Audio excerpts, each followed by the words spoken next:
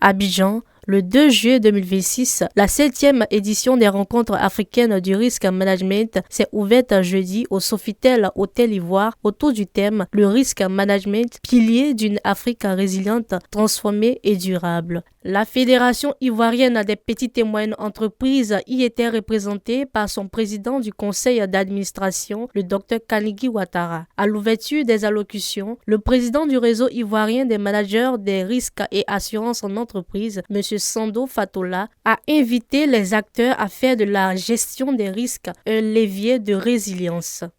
Le risque management doit être transformé en opportunité grâce à une gouvernance bien entendu adaptée. Le risque management devient ainsi un réflexe stratégique dans toutes nos institutions.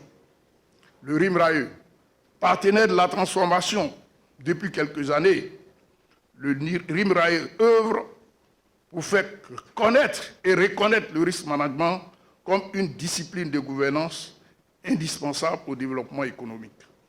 Intervenant ensuite, Madame Annie Kakou, conseillère technique du ministre du Plan et du Développement, représentant le ministre, a souligné l'importance des recommandations issues des assises pour la Côte d'Ivoire. Je serai très attentive aux conclusions de ces assises qui constituent pour nous une contribution, à moins de me répéter, à cette grande Côte d'Ivoire que nous voulons créer. Monsieur, félicitations au nom du ministre du Plan.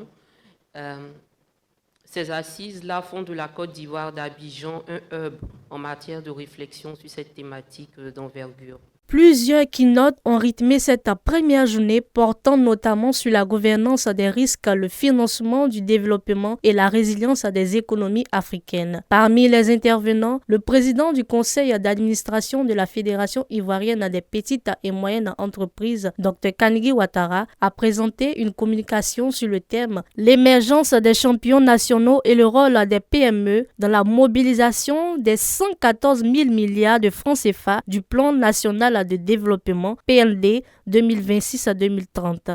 Le PND, effectivement, 26-30, marque un tournant.